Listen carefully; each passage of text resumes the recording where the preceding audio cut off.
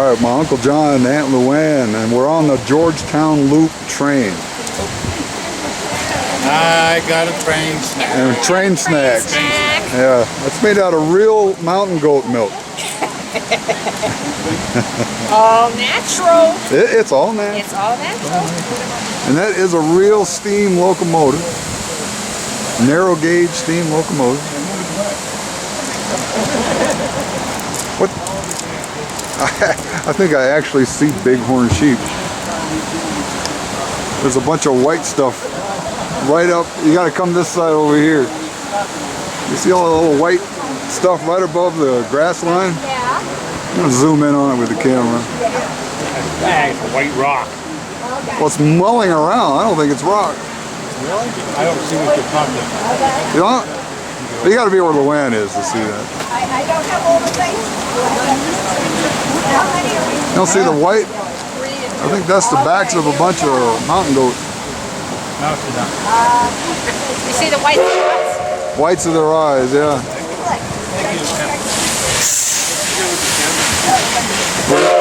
We're gonna get the steam right in the face.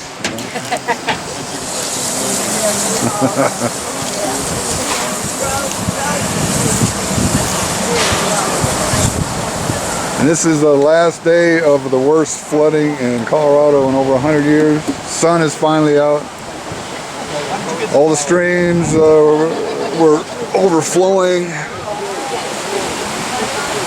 There's one down there.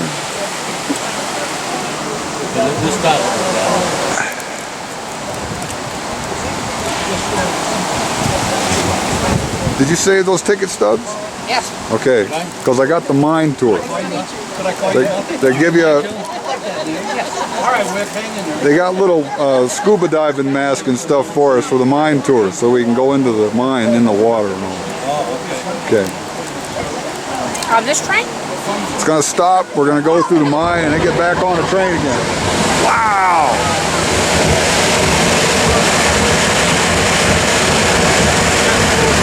I hope that's a good thing. Yeah. Get all the wrinkles out of it. You know, I started just supposed to put Yeah. Good afternoon, ladies and gentlemen, boys and girls, and rail fans of all ages. For those of you that noticed that and that lovely sound you heard, that is what is called a blowdown. Our fireman has a valve that is connected directly to the base of the boiler. This procedure is done to clean sediment out of the boiler or to release a level of water, because sometimes you can overfill a steam boiler, believe it or not. So the fireman was probably unsatisfied with his water level, so he released some of the water so he can get better steam pressure. Okay, now I'm going to welcome you aboard the Georgetown Loop Railroad. I am your brakeman today. My name is Matt. Our conductor today is Justin. So if you have any questions, please feel free to ask. If you have any complaints, you can send it to our friendly platform attendant Paul here. Folks, I'm going to start with my safety rules. First off, there is no standing on the seats or sitting on the sides of the cars at any time. Thank you very much. Alrighty, now that we got that one out of the way, the reason we say this, folks, for standing on the seats or sitting on the sides of the cars, is that the train can stop and start with a bit of a jerk. I'm not talking about my engineer today. And that stop and start motion can throw you from the train. And I guarantee you a 7-foot fall from the train to the ground next to it is not as fun of a ride as the train itself. Alrighty. Now the car you're in, folks, is the car we need you to remain in once the train is underway. Please do not get up and walk from car to car while the train is underway. You can walk about your car while the train is moving, but don't walk from car to car. That same stop and start motion could throw you off the ramps between the cars. And I can guarantee you getting stuck between cars is a place you do not want to be. That would leave me and my conductor with a lot of paperwork to fill out explaining why you got run over by our train.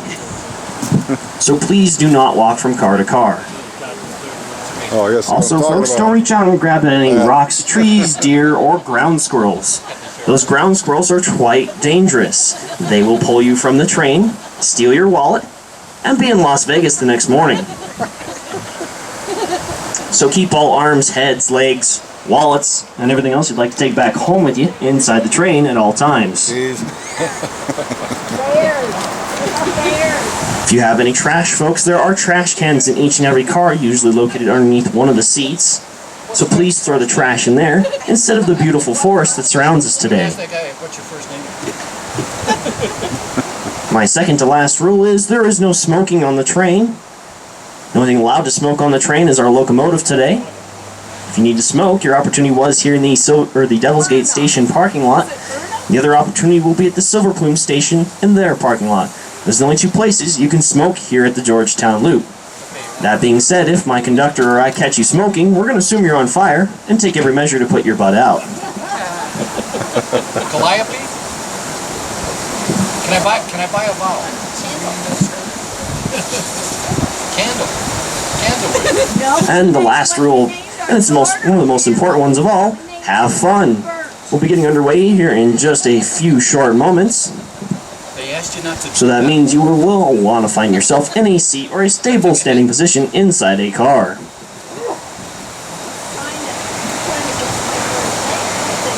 What do you think they're burning? Oh, coal boat? That's not what? I know about Betsy. Now, who do you belong to here, Rick? 44 years. Really? Yeah. You married your dad? Just kidding, sir. Just kidding. You get out of hand, I'm a sheriff. Congratulations. Thank you. Do you know her first name by chance? Yes. Now, Ooh, I know what that means. Shut up.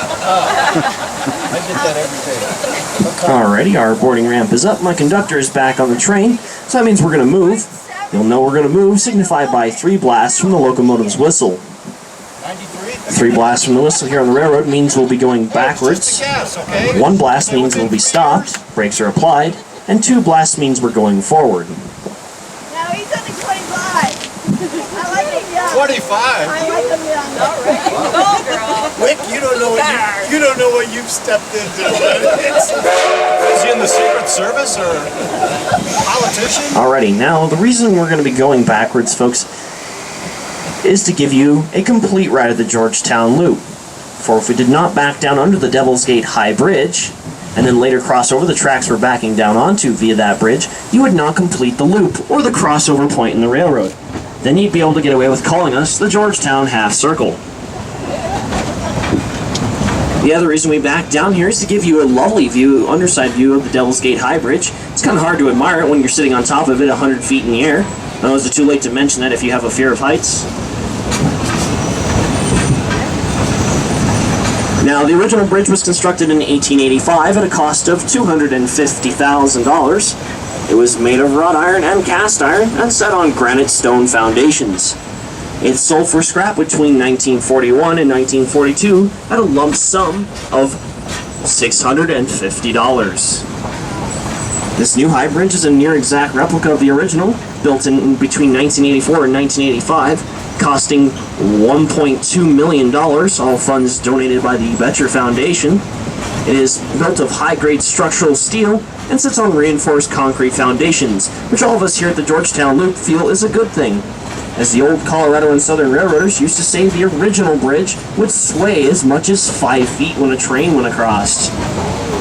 Now we promise you this new bridge will not sway much. Just kidding, this bridge won't sway at all, otherwise I don't think I'd have a conductor on the train today. We'll be coming to a stop in just a moment, and then we'll be going forwards towards Silver Plume. We turn this PA system off on the uphill journey so you can enjoy the sights and sounds of Clear Creek, and engine number 9 as she works hard to pull us up the hill. We will give you a narrative of the railroad on our return journey here to Devil's Gate from Silver Plume. Please have your tickets out and ready for the conductor and I, as we will be walking through the train to punch validate them. Once again, please have your tickets out. We hope you enjoy your ride over the loop.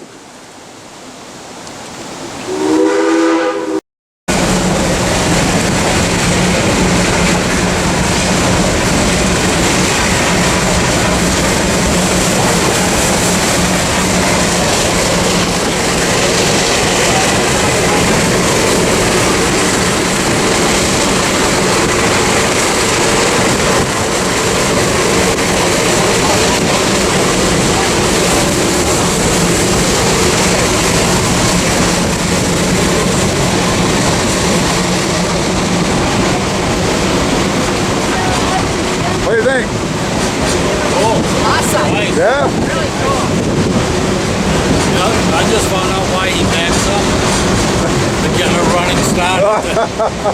Yeah.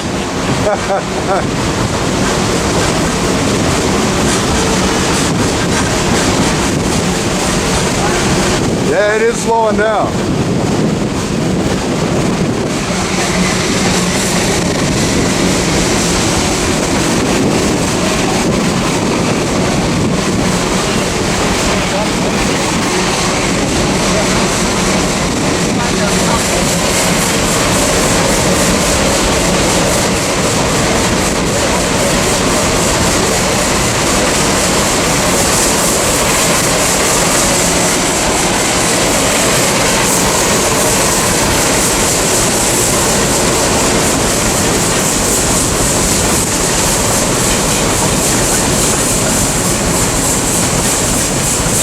Oh, you see those axles turning around up there?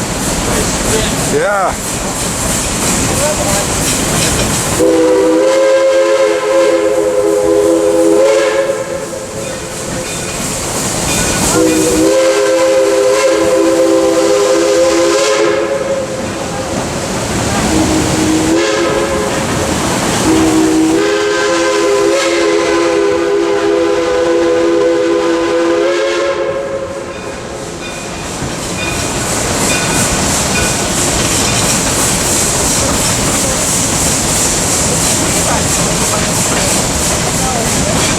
Aha.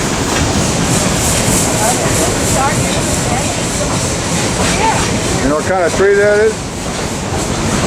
Aspen. Yeah. Aspen, they're just starting to change a little A bit. little bit, yeah. A little yellow around the edges. Yep, yep. This place will be beautiful in a month. Yeah. Oh, yellow, yeah.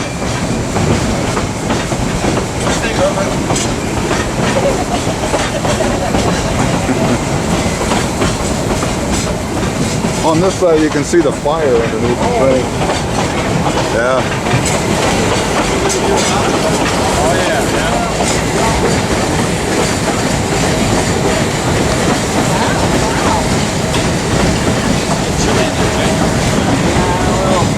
Two yellow cars plus all our green cars. They all have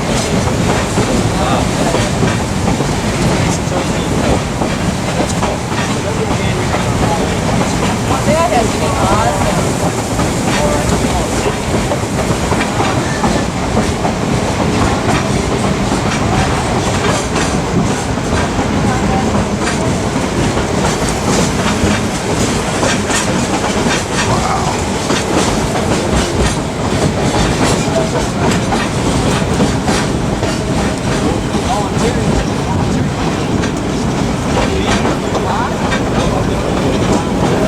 Here's the bridge.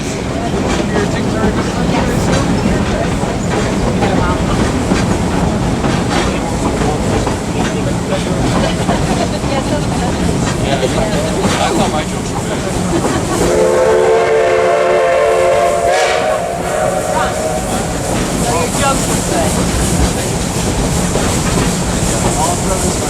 I know people.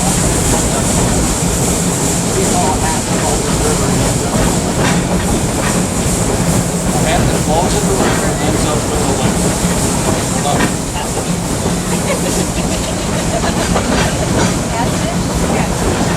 Yeah, you're right. All right. It wasn't the delivery, it's the material. It's not a reflection on you. Don't take it personally. Right, that's your stuff.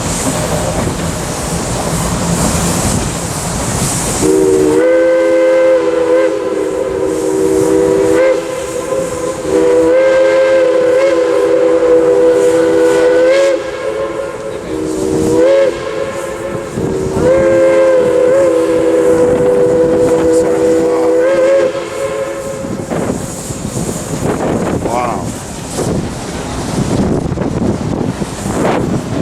Woo!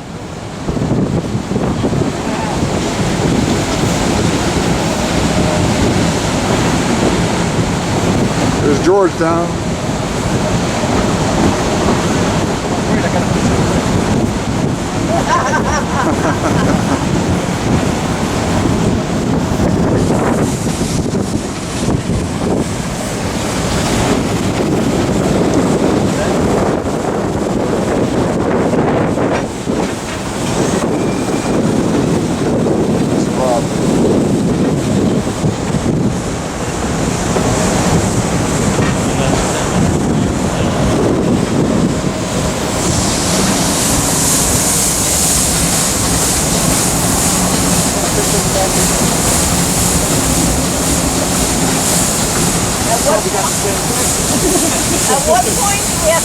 You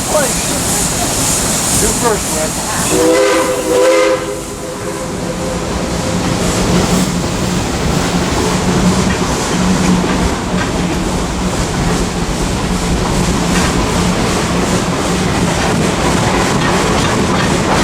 Big risk taker up there. Risk taker. Big risk taker. I'm breaking the sound barrier now. If not for my cheesy joke, it's the man here. Why did you have the signal? That's going 10 speed over the bridge? We are restricted to 4 miles an hour over our bridge. Our main line is 10. okay. So we let him know as soon as the last car is clear of the bridge that he can take up to his speed. Deer! Oh yeah.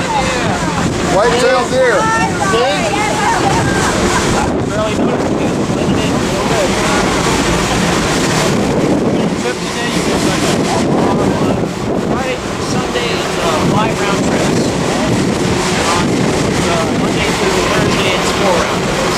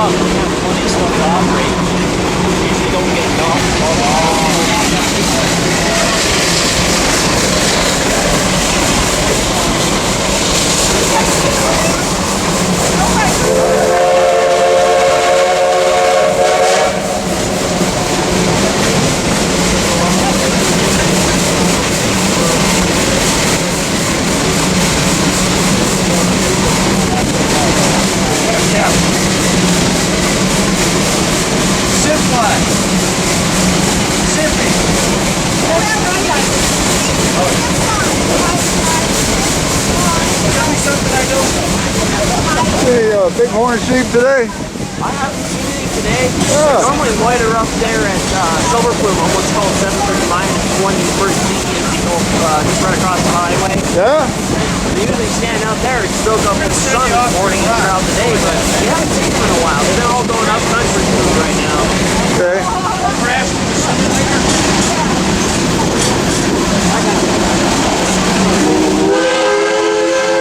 Yeah, that's impressive. There's one up at the cabin. Just like that one, yeah. Yeah, old Ingersoll red. Yeah. The funny thing is, that thing still works.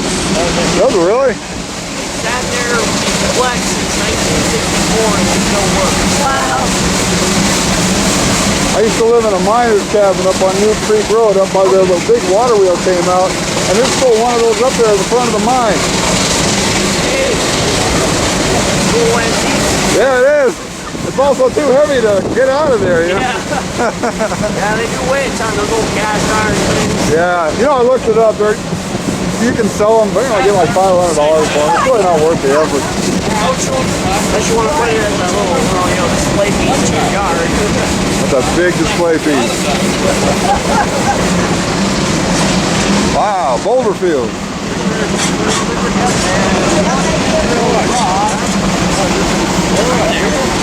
Where?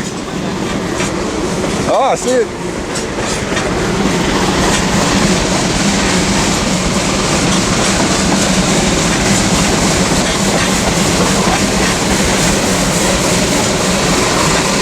Boy, this does get close to the rocks, doesn't it? Yeah, we have a lot of close clearance. That's why we say to keep your arms and legs and make sure that that whole piece is not turning. Yeah.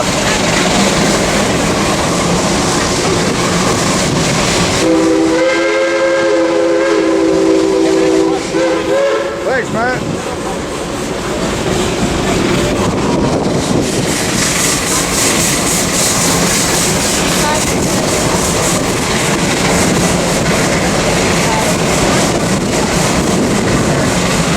Is that the mine we're supposed to go to?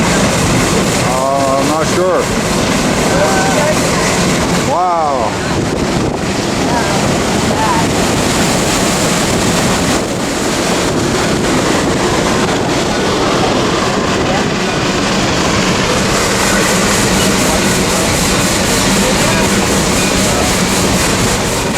That's a tight fit. See. Yeah, they put the hole through it. That's what you need on your retaining wall. Exactly what we need. We found a lot of those on our property up there by the cabin. Yeah? Yeah. I love that fire.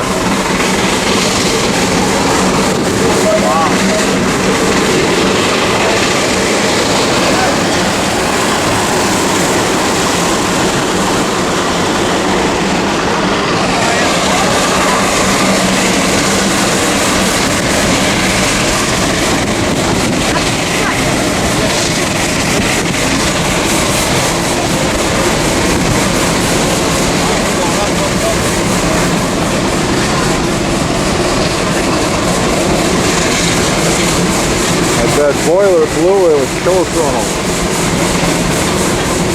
The big bomb going on. Yeah. Will we come back the same way?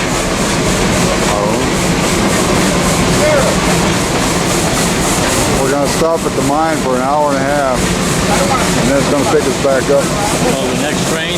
Yeah, or this train, I don't know.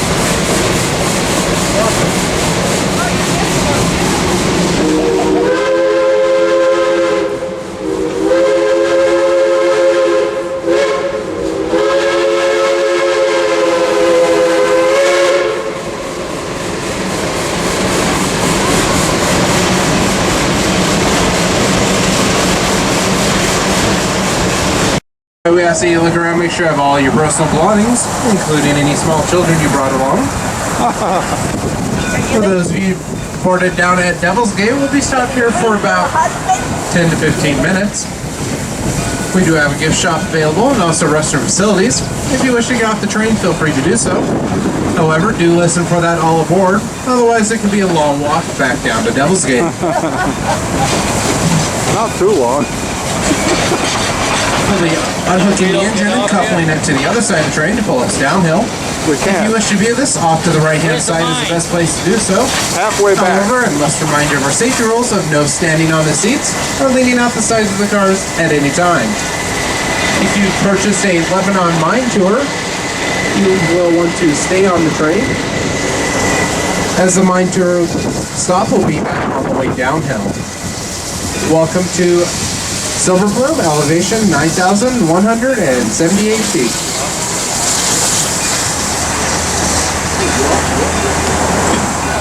He did say stay on the train, didn't he?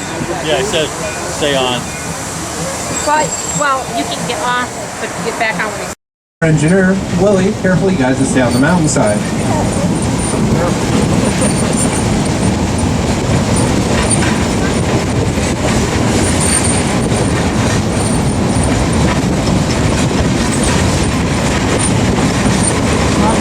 Off to the left-hand side of the engine, you'll see a white sign that reads 53. That is thankfully not our speed limit, but how many miles we are from Divers Union Station. Also off to the left-hand side, down in the bowl-shaped area, is where miners used to gather to play baseball on their only day off, Sunday. These miners clear-cutted the area, as they figured it would make for a great natural ballpark. My brakeman likes to call these miners the original Colorado Rockies. However, I disagree with the fact they were only playing in the minor leagues. The type of track we are riding on today is called narrow gauge. Probably guess narrow gauge is narrower than standard gauge, which is used throughout the country by railroads such as Union Pacific, Burlington Northern Santa Fe, Norfolk and Southern, and occasionally CSX. In standard gauge, the distance between the railheads is 4 feet 8.5 inches apart, whereas in narrow gauge, the distance is only 3 feet apart. Narrow gauge is preferred in the mountains because of the smaller loading gauge, which means the cars are lighter and smaller than their standard gauge counterparts. This makes it easier for them to go around sharp curves, such as the one we just went around.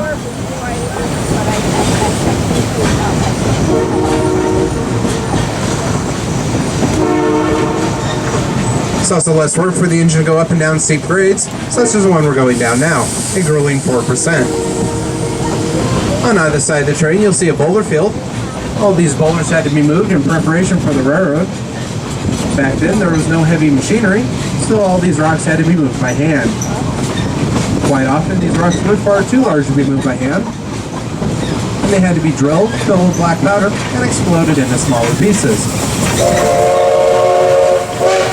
This fun and exciting task was given to the children of the area. That warning signal we just heard means we'll crossing Clear Creek for the first time on our downhill trip. Off to the left-hand side, you'll get a beautiful view of the creek as it tumbles its way down the valley. If you're going to be taking a photo, be quick with your camera and aim high, otherwise you'll go home with a beautiful view of the inside of our bridge.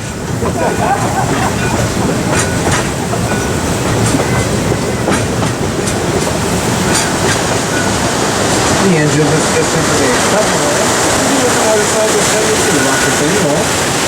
This rock retaining wall was built by Cornish and Welsh miners in the 1880s, utilizing a method called dry stacking or dry stoning. No mortar was used in the construction of these walls. Gravity is the only thing that holds them together. This is a true testament of their skill. The only maintenance I can think of is the rusty retaining bolts, you see. They were added only about 15 years ago.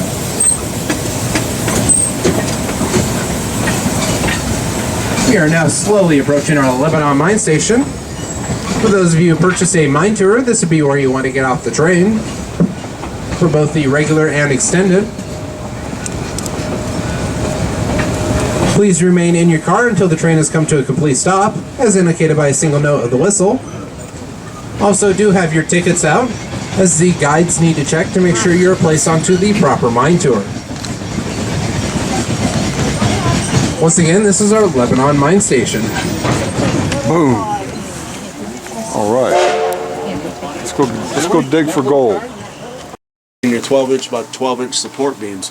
The top one is called your backbone, and then the sides, just like us humans, these are called your ribs.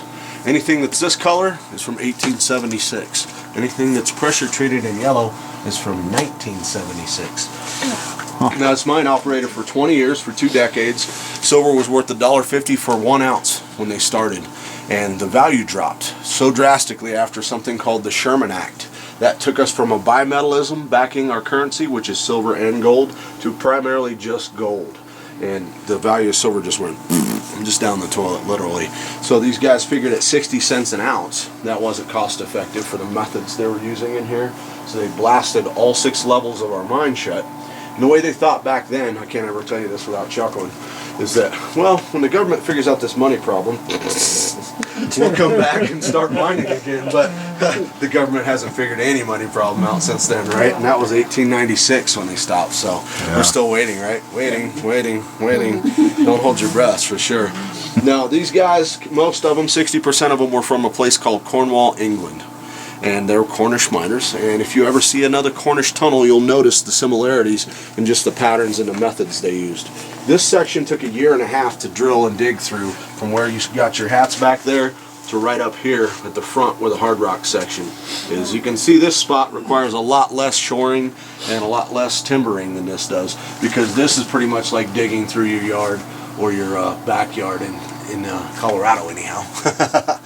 Definitely see why we're called the Rocky Mountains. That's just loose rock. Once you hit the hard rock section, though, this is where you really have to start drilling and blasting, because this stuff is nowhere near as soft as this material leading up to it. This is silver plume granite, one of the hardest, most dense substances on the planet. The only thing I could think of harder for you to bump your heads on today would be a solid diamond, probably.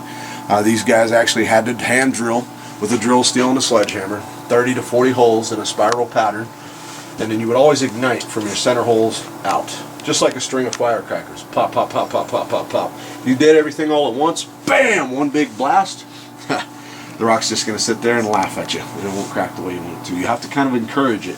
Each drill hole was actually at a different angle. The more we go through here, the more you'll see of those. We do have a pump running here in the front because we were flooded up until a couple hours ago, guys. This mine flooded on Friday, and we just now had a pump truck come up and help us get that out, and then we've just stuck a small pump in here to try to keep it off the walkway for you guys till we can get it all out of there. But that's how much water we've got through here lately. It is a safe mine. You don't have to worry. We do inspect it with an oxygen check every morning and a hammer tap going all the way through. The oxygen reads 20.8%, the same that you're breathing outside, all the way in the mine and back out, or we don't give you a tour. An alarm goes off and we have to figure out what it is. We're just naturally aspirated, naturally ventilated. This time of year, the mine is exhaling. That's why you feel the air as you walk up to the mine. And then it'll also change about the end of this month when we stop giving tours. The mine will start inhaling until sometime in May or June. So pretty cool, huh? I always like to say you're in something that's alive. And you'll see I got a lot of cool stuff to show you guys. What killed all 360 miners that worked here, you had 180 guys per shift. That breaks down real easy to 30 guys per 6 levels. What killed all these guys wasn't dynamite, it wasn't a cave-in, it was actually something that you breathe in the dust in the air. When you blast into this granite here, it actually contains a little piece of glass called silica. When you breathe that in, it's glass of course, it cuts up your lungs. Over time they heal back with scar tissue from the bottom up, and you have an acid that forms when they get solid, and a condition known as silicosis takes over. Every single guy that worked here died before the age of 35 years old because of that. I know it's sad, I know it's kind of scary, you don't have to worry about breathing it nowadays, but I'm in here every day. You guys are be fine. I promise. No, I'm just kidding, guys. I'm strong as a horse.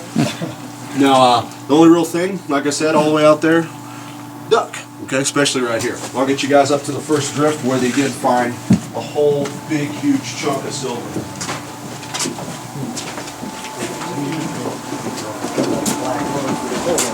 Exactly. Yeah, it's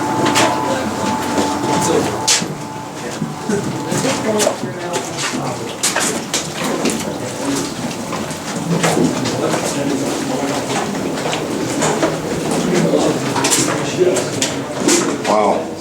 Still a lot of water in here, huh? Yeah. Wow.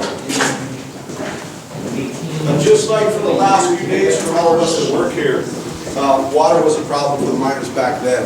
The first and second levels in this mine, if you had to work down there, you actually had to work in water above your knees. And if you guys are brave enough to reach down and feel how cold that is, it's chilly. It's super chilly. So you had about 10 or 15 minutes, especially with your lung problems that you already had. Then you run back outside to the dry room, get in front of the furnace, put on your street clothes, and then get warm, and then do it all over again, right? Talk about a fun job, all right? It's like, any takers yet? No, they sound real interested at this point. What we're walking up is called the crosscut. Now this is level 3 out of all 6 levels. I can't take you down because it's flooded. The lower levels have flooded and we'd have to pump them out 24 hours a day because the water just keeps coming and coming and coming. So this goes up at a 1% grade. That's for 2 reasons. They were trying to keep the water coming out easier, and gravity is our friend when it comes to that. And then the tracks where you guys are standing. If you're pushing a 1-ton ore cart, which goes from the far right rail to the far left, or a 1/2 ton, the center rail to the outer right, that makes much more sense to push it downhill, right? Than to try to push it on the level ground, or if you're a dummy, maybe uphill, right? For sure. But that's why they did that. What the 1% grade means is that for every 100 feet you travel forward, you're 1 foot taller. So as you're walking back up to the train, that's a 10% grade. So that's a little bit more serious climb than we are in here. Really great idea if you ask me. Talk about smart fellas. We were following a guy back then underground. Our mine boss's name was Julius Poli. He was a geologist, had a degree in geology from the University of Berlin all the way over in Germany. And that guy was smart. He knew how to recognize that there was actually a big mother lode here. All he was looking for was a big black chunk of rock that's right above I-70. So that was pretty smart if you ask me. I didn't even know that until I started working here. So he figured out there was silver down here from looking up above. What brought him out here, there were 2 local prospectors with the Morning Star claim and the Alhambra claim, and they had already found silver in this spot. So Lebanon Mining Company, which is just a bank out of New York, sent him out and said, you know what, check that out for us, see how rich that is. And he said, yeah, and they found $500,000 for us back in 1800s, right here. Wow. Take that times 24, and that's what it's worth nowadays. So that's a lot of money, right? Now I do have a piece of silver to show you guys, and is it from inside here? Yes. Did I remove it from inside here? No. We found this down by the mill, and that's what these guys were here after.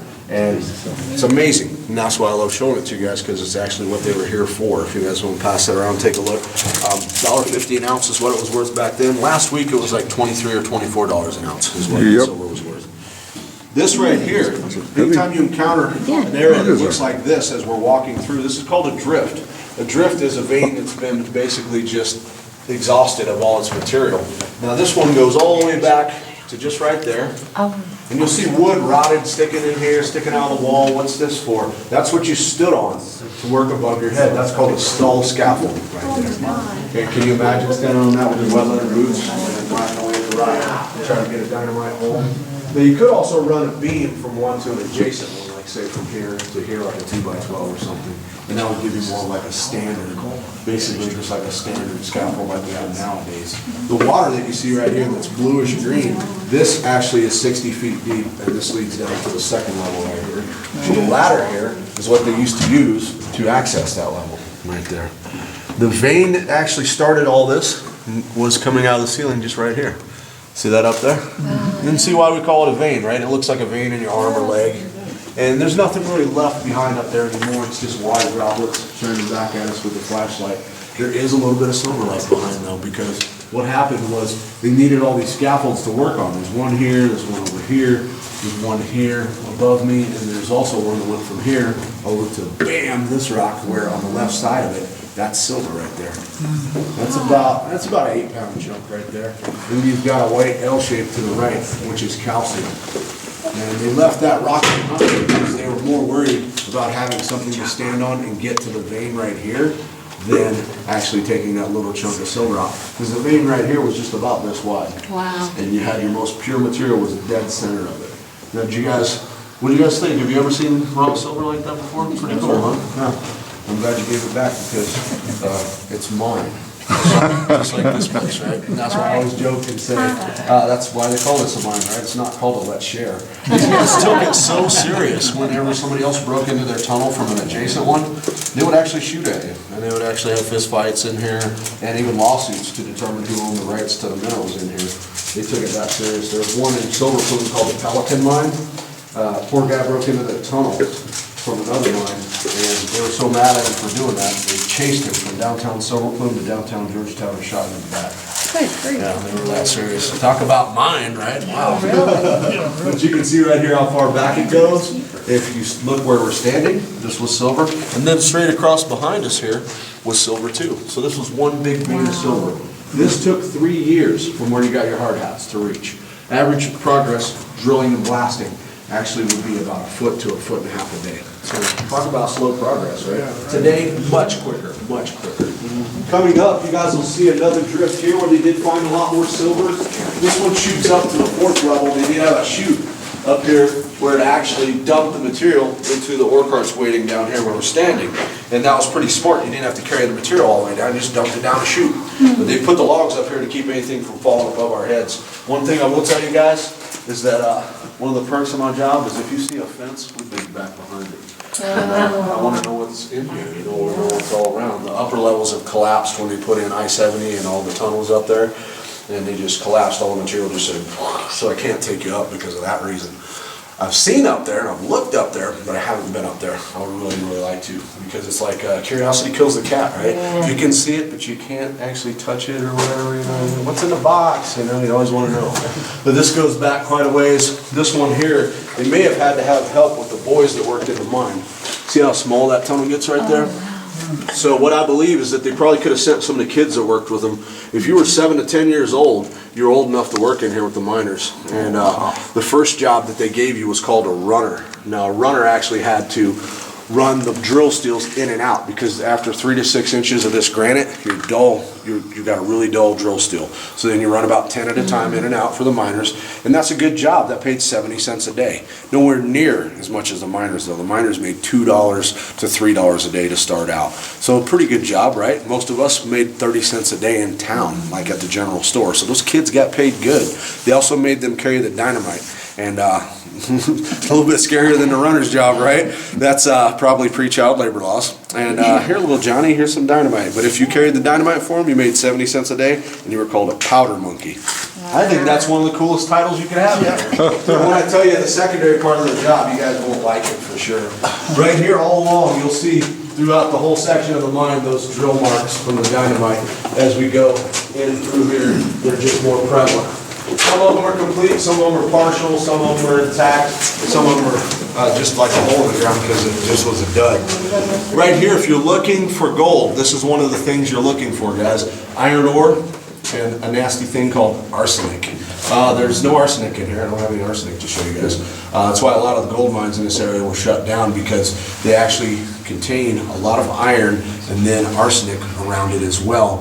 And then they would actually process it with taking a sheet of copper, paint it with some mercury, and then you actually could pour your water and your gold dust across it, and your gold dust will stick to mercury just like a magnet. And then to get it loose from that, you poured cyanide over it. That's called cyanide leaching. So you had cyanide, arsenic, and mercury in your runoff water, right? So you can see why they shut down a lot of the mines. Just nasty stuff. One of the black deposits that you're looking for, if you are looking for silver, that tells you it's close, that our mine boss was looking for, is this color rock. This tells you you're getting close to lead and silver. Now if you're looking for silver, you're actually looking for lead and you're looking for copper. But this is just a cool indication. This is what our mine boss said. Wow, I'm on the right track. Look, he knew this was about 5 years into the drilling in the mine, and they were almost halfway there when he hit this. So the guy knew what he was talking about. Just a black rock. I mean, come on, really? You knew it was that from a black rock? Another deposit was removed over to the right there. We don't have any lights in there just yet. That one goes in about 40 feet. Let's see, I'll get you guys up underneath the highway here. So right here, I'll have you guys stay to the left of the center rail because we have a loose board that I call a diving board, and you can launch the person in front of you, maybe like that. Look, our saw is missing our cordless one anyhow, so we're waiting to get back in and fix that. Now the flat rock here, this is one of my favorite spots on the whole tour because it's cool. We didn't cut this rock flat like this. This is actually the fault line of the rock. When they blasted back in the 1800s, it was not only flat, but see how it staircases? It gets lower, lower, and lower. So that's pretty cool. There's only one other section in the mine, at least on this level, where this does this, and it's back in the extended section. And it's pretty cool how it does that. Now we've actually measured and determined, and once you guys are right here, if you reach up like this and hold up on that rock with your hand, I know it's cold and wet, but you can go home and tell everybody you held up our highway. This is the westbound lane of I-70 right here. So yeah, there's 200 feet of granite separating you from a semi right now. And you can't feel it, you can't hear it, right? But you're definitely holding up highway. Now if you want to get a piece of metal to stick into the wall in here, say your candlestick holder, you would actually have to drill a hole, a small starter hole, tap in a piece of wood, and then right here you can see the piece of metal where the candlestick holder broke off. But that's the best way to get metal to stick into stone. Just along the sides here too, just like you see our cable that's there now, these are the actual original steam hose hooks that we've reused to hold our electricity line. Those are from 1876. So originally that was to hold the steam line up out of the water. Because if you get steam cold, what's it going to do? It's going to turn back into water and all your machinery won't get powered with it, right? Makes sense. So that's the best way to do it. Just tap a little piece of wood in a hole and then tap the metal in with it. To the right here is one of the biggest full-length drill holes for the dynamite right here. You can see how far you'd have to go, about 18 inches. And then at the end of your shift, 10-hour shift, you actually place the dynamite and got everybody out all 6 levels. You don't want to be on any level when the dynamite's going off. Then you get to yell the coolest thing that I've ever heard echo through this mine. And I like it when there's another group in front of us or behind us because it freaks them out. Because I always go, fire in the hole! And then everybody's like, what? Are they blasting, right? But that's what you yelled. And then after your dynamite went off, you waited about 2 hours, and then the silica dust that you were breathing in that was killing you, and the dynamite fumes would settle. And then your entry-level position called a muckraker, or a mucker for short. I didn't say the bad word, it was mucker, right? That guy actually came in, picked up the rocks, and put it into the carts and pushed it out. All manpower, no donkeys in here, pretty much just gentlemen and children working in here. But that's one of the ways that you actually worked your day. Always the first shift would come in, and then you would clean up after the shift that was before you. So first shift drilled, blasted, and then second shift came in and cleaned up. And then first shift came in and cleaned up, and then drilled, blasted, so it was just over and over. Big process like that. You had a 10-hour shift you worked, 6 days a week. The only day off you had was Sunday, and typically you would actually go into town to show off who could drill the best. Only had 1 day off. Talk about crazy guys, huh? Couldn't get enough of it. They're proud of their job. Yeah. I guess if you're dying at that young of an age, you probably wanted to make sure you're good at it, right? You might as well be. Now, that was That would have been a lot of fun for me, if you ask me, just working in here. I think this place is really interesting. Aside from dying at 35, this would be a cool job. Yeah. Yeah, for sure. Now, we'll take you guys up here. I want to show you what happens to silver when it gets wet. If it gets wet enough, it turns into this black goo. And it's living proof that you can't pan for it, because it will actually dissolve completely if it touches enough water. Now, the black goo I got right here to show you is silver oxide. Anybody ever have some real silverware? And then you see like your mom or your grandma or somebody has to polish that tarnish off? Yep, yep. That's what this is. And this is silver that's gotten wet and diluted and been brought out through a fissure, or what you and I call a crack in the rock, with water over time. The miners back in 1800s gave this one of the coolest names for anything in the mine. It's called dragon's blood. They figured that a dragon lived in a hole in the ground and guarded treasure. And silver was definitely considered your treasure back then. That was your currency, right? So close to the dragon, close to the treasure, right? Really smart. What wasn't smart, though, is that these guys were just drilling with candles. You had 3 candles to last you for your 10-hour shift. So that's a problem, though. Most of your candles only lasted 3 hours apiece. Yeah, so if you actually had to use the restroom, number 1, number 2, if you had to take a break, if you had to eat, blow your candle out. That way, you wouldn't have to walk out of the mine in complete darkness, right? Because I'll tell you guys, I've been in here when the power goes out, especially way in the back. There's no darker spot on the planet. Not even the night sky is darker than in here. But this, they missed it. They were just going off of what their candles in their eyes showed them. Right here, you've got a vein of crystal quartz right here.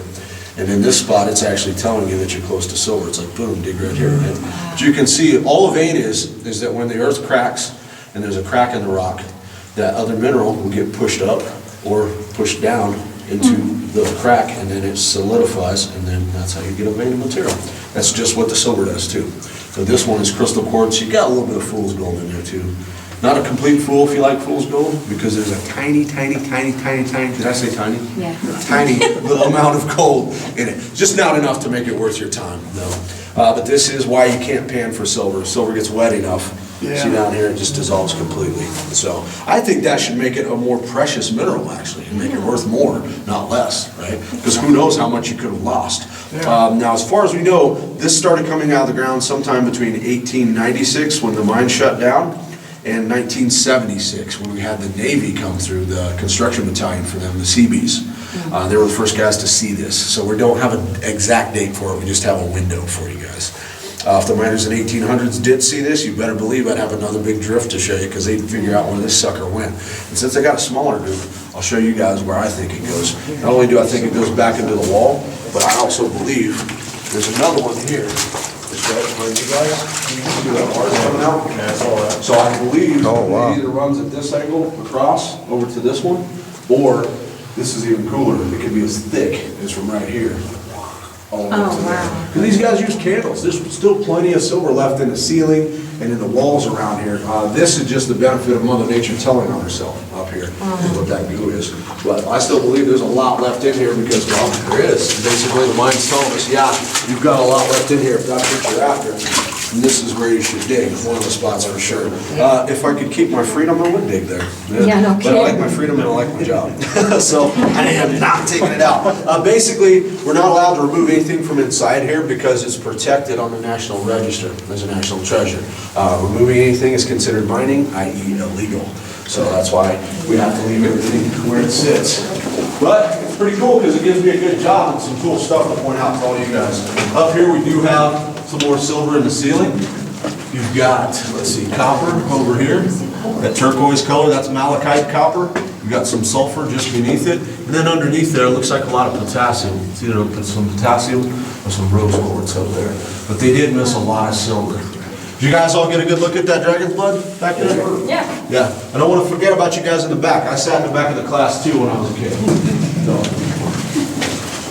I don't like it to be like a museum tour for you guys, because I think it should be fun. You guys should like to see what's in there and have fun. That's why I tell ladies jokes. Fun, right? We're in a hole. I don't want anybody to be worried. Go ahead and grab a seat, guys. This is where I'm going to show you a drilling demonstration. I'm going to light the candle, give you a better example of the light they worked in, and I'll tell you what they ate for lunch. It was yummy. Have you guys all had like a calzone or a hot pocket or like a chicken pot pie? Yeah. Similar to what they ate. It was called Cornish pasty. That's basically what my best description is. It looks like a calzone. They can sit on wherever you guys like. Now, there's a little water still coming out from where we've had so much rain over there. But you are underground, and that's where the rain.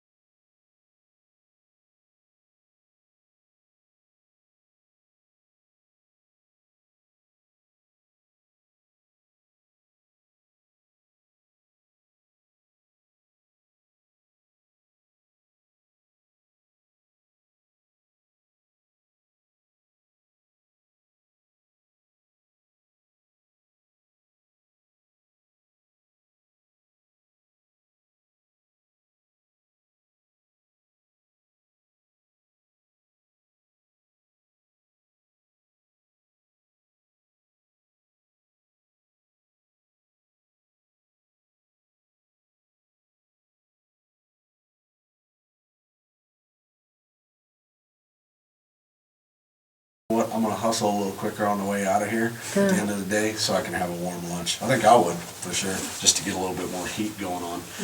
Now I'll show you guys, they actually had two different teams. This, I figured this one would be full of water. They actually had two different teams of miners in here. Your first team had a small drill steel and a 4-pound sledgehammer, and he was called a single jack driller. He did the starter holes, much like these ones we have here for you.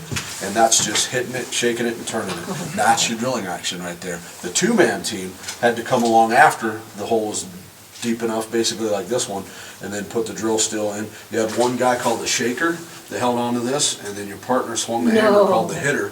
And what's guiding him is the end of this drill steel gets shinier and as you hit it, and the candle actually reflects off of there, because you didn't have this much light to work by, you had less than this to work in. So you really had to trust your partner, right? For sure.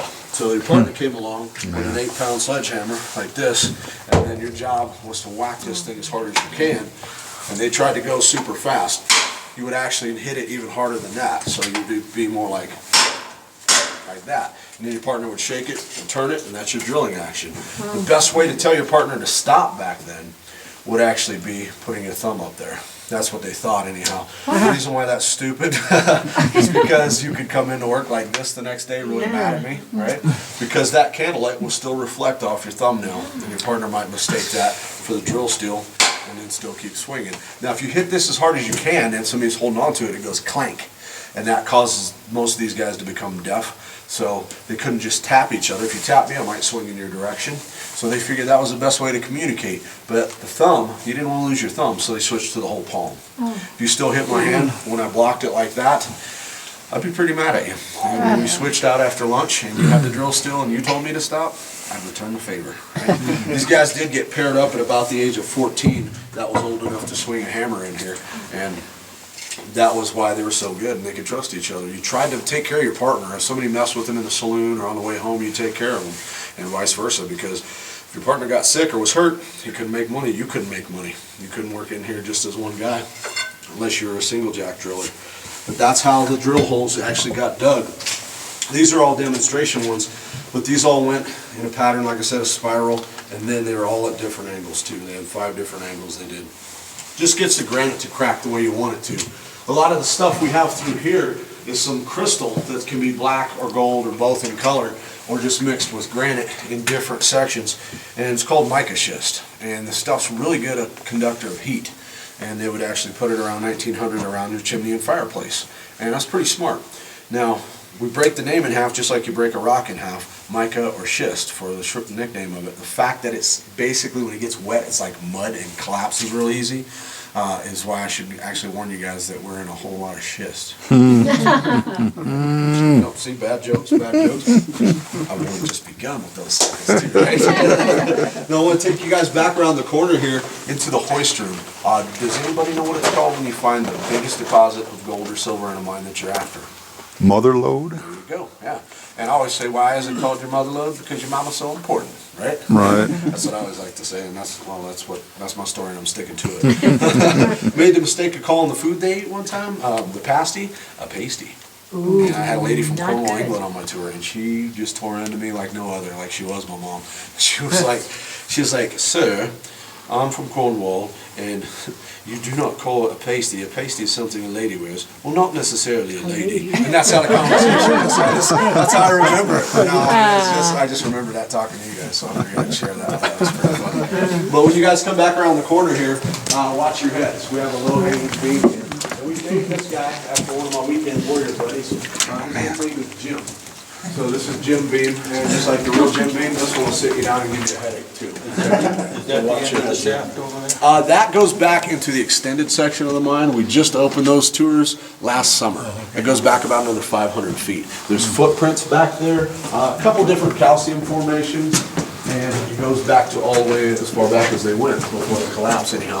Now right above you, when you come underneath Jim Beam right there, this green, this turquoise color, that's malachite copper. That's the same kind of copper that you see on the Statue of Liberty. Notice the color? Yeah. And I'll show you azurite copper in the hoist room too. But it's really cool looking. Come on under the beam and take a look at it, guys. That's the best way. Go ahead and go up to the wall in there where it says danger, keep out. I'll catch up to you. But right here is the malachite copper. I think it's just a really amazing color right there. What do you think, John? Looks like the Statue of Liberty, right? Same kind of material. I saw you put that rock in your pocket, John. I heard that. Oh, look at this. Nice. What does this say right between? Oh, danger, keep out. Wow. It's real cool. Well, it was kind of cool. There's a problem why I got the name Widowmaker. That's because the Okay, story guys. sometimes more dust than manually. Come on, camera. The wind. Turn around. John. exhaust John. port right here. And you've got your throttle Get here, closer. water coming in here, Ready? steam right here. You actually got bound up, you can just make it go like that. Hold it, hold it there. I think I got you. I had water inlet and steam inlet. Look how rusty that is. How'd they get it in here? Yeah, it is wide open. Took it apart, brought it in and assembled. Just the sulfur dust that was going. So that's pretty smart. But also another reason why they call us the Widowmaker is lots of fall through the head. But if you made it to 2 or 3 years, that would be considered a really long life expectancy operating that piece of equipment. Now this back here is such a cool area. You've got plenty of headroom, right? Nobody's gonna bonk their heads in here. But this represents a decade, 10 years of drilling, digging, and blasting in the mine. We're standing at right here, guys. This is the mother lode. This is what $200,000 worth of silver looked like back in 1896. Now, today I've got a better number for you because it's 2013. That number is $4.5 million. So that's a lot better sounding number to me, right? So this immediately became the central hub of activity for the entire mine. What's back there is a dead end where there was a collapse. That's a pre-sort area. They actually would ship the material down just like where the dump was, I showed you, where they actually had the chute that came down. And then these guys, the pre-sort, basically, it's just what it sounds like. You're pre-sorting your material before you send it out of the mine to the mill. And the mill would crunch it down into smaller rocks, and then it would leave an ore form and go down to Black Hawk in Central City, where they had this big, huge, the biggest blast furnace back then. And it melted everything down. It's called a smelter. And then they would pour it into ingots or bars, and then send it down to Colorado Springs, Denver, wherever it was going from there. But it was 100% granite. You would throw it in one cart, 100% silver, another one, 50-50 or any other ratio into another one, push them all out. The stuff that we're walking on was the 100% granite that they thought anyhow. The rock I showed you, obviously, they didn't get it right every time. There was some they threw away that they thought was no good, that was actual silver. But this spot was real rich, and it came back, and then you would jump down right here. This shoots down 80 feet, where you guys see this little wing puddle there. That goes down to our second level, and then down to our first level. And if I could bring you back, what you guys would see is that there's a lot of water in here, there's a lot of wood, there's a lot of moss. Anybody ever watch those Pirates of the Caribbean movies? Yeah. That's kind of what it looks like down there. Whoa, there's actually a skeleton in a treasure chest. I've never noticed that before. No, I'm kidding, there's no treasure chest. Makes you wonder about the skeleton, doesn't it? The cool thing about this, remember I mentioned curiosity earlier, right? We had an explorer come through here. You guys might have watched a special that this guy did on, I think it was History or Discovery Channel, one of my favorite channels. And he actually took these little robot cameras and explored the Titanic's wreckage with them. His name's Robert Ballard. The guy came in here and he offered us to film what's down there. Now, our Hysterical Society turned it down. That's why I refer to them as such.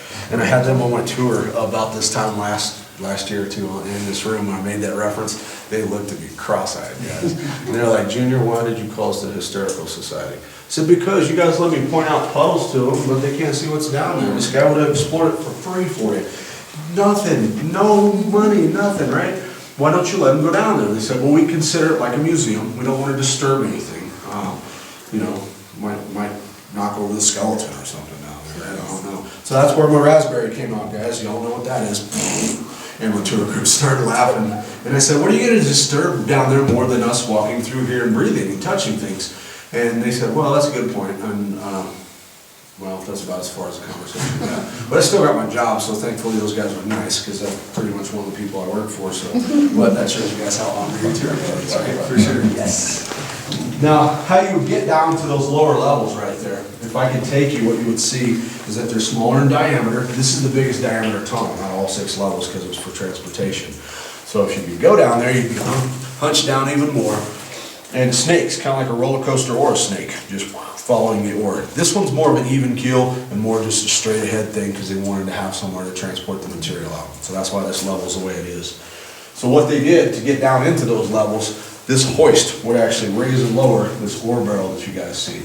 Now the eyelet here is where the rope would connect, but the rope didn't go over the beam like it does now. This pulley that's laying right here was located over here, but it's rusted and fallen and broken in half. Why does it have hearts on it when you have all these big burly miners in here, right? That's because they said you had to have heart. to be a miner, because they knew they were gonna die so young. So before I knew the significance of the hearts, I used to always say that's what the blacksmith was doing for his girlfriend, right? Check it out, this is for you. But you actually could ride that, standing on the lip of it, down into the second and the first level. That's where your job got interesting, guys, because you would stand down in water that was just above your knees. But it gets worse. It gets way worse. You have to reach down into that water, almost to your shoulder, so you're splashing, you're covered in water, you're cold, right? And then put that rock into the ore barrel. That held 1,500 pounds, which is three quarters of a ton right there. And then you would yank on the rope a few times, and that told your buddies up here to bring the material up. Now, if you weren't too cold, you stood underneath it and watched it while it was going up. And if it got caught on a rock, you actually had to climb up the ladder real quickly and free it and tug on the rope again. But if you didn't make it in time, you could actually have a problem, because the rope would stretch till it broke, and then 1,500 pounds falling 80 feet, and you're in water above your knees, you're not getting out of the way in time, right? The term for that is called getting the shaft. And you guys have all heard that, right? And that came from mining, yeah. So what happened to him? He got the shaft. Not a good way to go either. But the actual device here is one thing that our mine boss drew up the plans for. In 1886, he had this company on the plaque right here, Union Manufacturing Company, which was right down there in Georgetown. That's the original placard they put on it. They're so proud of it. This is steam powered, like all the machinery in here. There's your steam hose. Comes up, powers a little baby steam engine, I like to call it. And that's your exhaust pipe. This thing was so loud, the guy standing right here went pretty much completely deaf. It's like, pop, pop, pop, pop, pop, pop. It's like a lawnmower with no pipe on it, right? Just a straight exhaust pipe. We're about, we're close to 700 feet in now. You could hear this not only where you guys got your hats when it was operating, but 2 miles into Georgetown. Wow. So it was super loud. So that's why these guys, probably the only thing you heard these guys saying was, what? Or huh? Right? Now the tunnel back here, the mine that I started the tour at when you guys gave the introduction up there, it's actually connected right here. This is the Everett Mine's tunnel. They were trying to beat us to this mud load. And remember I told you all those fights and problems you had. These guys didn't start a fight with them. They're okay with that. They're like, yeah, you guys are dumb. You actually drove downhill to our mine, so they had to remove all their material uphill. So they told them, you know what, we're not going to fight with you. We're not going to take you to court. You can pull everything out through our mine for a small fee. Pretty smart, huh? Actually made money off their competition. But this is one of 3 forks off the main tunnel for the Everett. The Everett comes down, one's here, one's behind the wall where you guys are sitting in the lunchroom, and then another one's stops about 3/4 of the way down the mountain. We actually have had them come through, and 2 architects within the last month have looked, and they're trying to consider whether they want to dig the material out from here all the way up to the mine that I started you guys at. So we could actually walk you another 1,200 feet if they do that, from that mine into here, all through here, and then back out. Same way you can. It'd be pretty cool, right? There'd be some ladders you could climb and stuff, and it would be a lot of fun.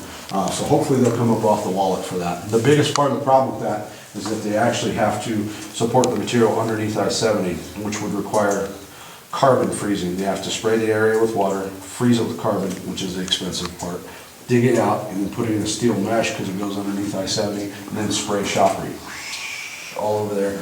And I don't know how well the state's gonna like a tunnel like that, you know what I mean? Like, it's not thin. This is a tunnel. I mean, this is like the actual rock. That would be like man-made, so I'm not sure. We're trying to figure out if they would like that or not. They are, so. The ladder here leads up to our 4th, 5th, and 6th level, and one of the first claims that actually started in mining here, that's the Morningstar claim up there, Morningstar lode. And you can see when they put in I-70 and Eisenhower and Johnson Tunnel, all the work and blasting they did caused a cave-in right there. Cave-ins are super serious, guys, and it's something that caused me a whole lot of worry over the last weekend, just because of all the water, you know, that we've had. But like I told you guys, we inspect it all the time, make sure it's safe.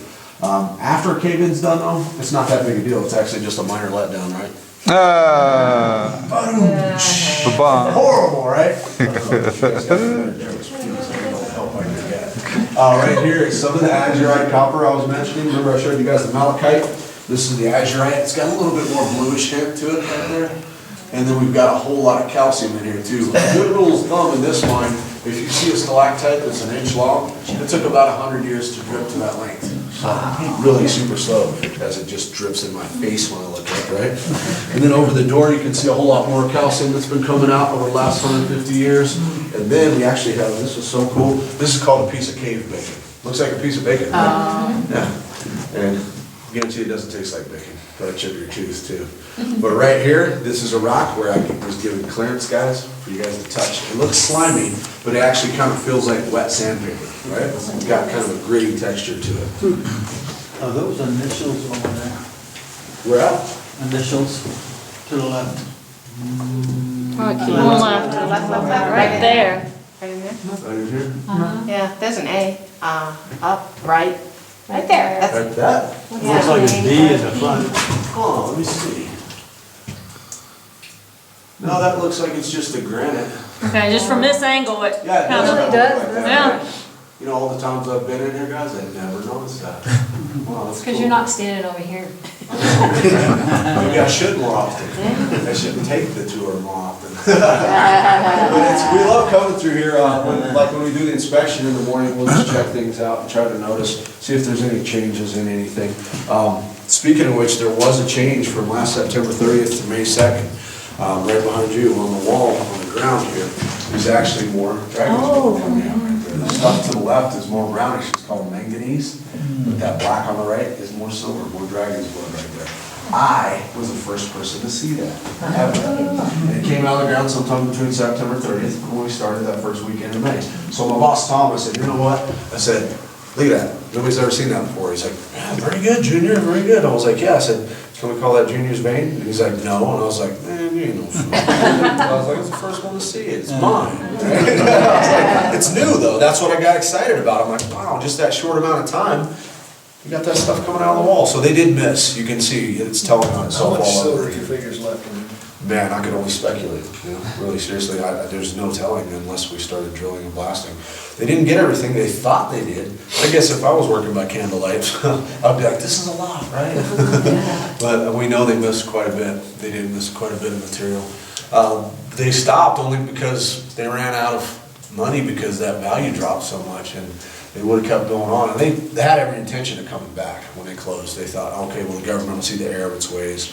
It was only 3 years after the Sherman Act when they shut this place down. So they thought, maybe in a few years, you know, the government will change its mind and see that silver's worth more than it is now, and they never have. Nowadays, the biggest producer of silver as a country is Chile, is what I'm told. Really could see a resurgence in it because our laptops, our cell phones, and our tablets, things like that, do contain a lot of silver, and it's one of the best conductors of electricity that I can think of. That and copper for sure. And one of the cool things about it, a silver mine, you find copper around silver. So there you go. That's what's weird is like silver and copper have kind of traded places over the years. Sometimes silver will be worth more, sometimes copper will be worth more. But nowadays, silver is worth a little more. And I think they would benefit from trying to mine, but the guy that had this last actually donated it and set it up so that it actually was a national treasure, so we can't do anything with this. So that's one of my favorite things because it gives me a great job, and you guys get to see what these guys went through on a daily basis. This is as far as I'm going to take you inside, but I have 2 buildings outside I can show you. If it's not raining too, I'll show you the mill out there. And this is where I tell the worst jokes you guys are ever going to hear, right? So you guys are the front of lucky. I'll have you guys go ahead and lead us back out. We'll just throw our hats back into the ore carts, and then I'll take us into that first building as we get back outside, okay? And I have to be the last one. Oh, thank you. But I have to be the last one. That's their rules for me, is that I have to be the dead last guy out of here. That's because my jokes are so horrible. They just want everybody running over me.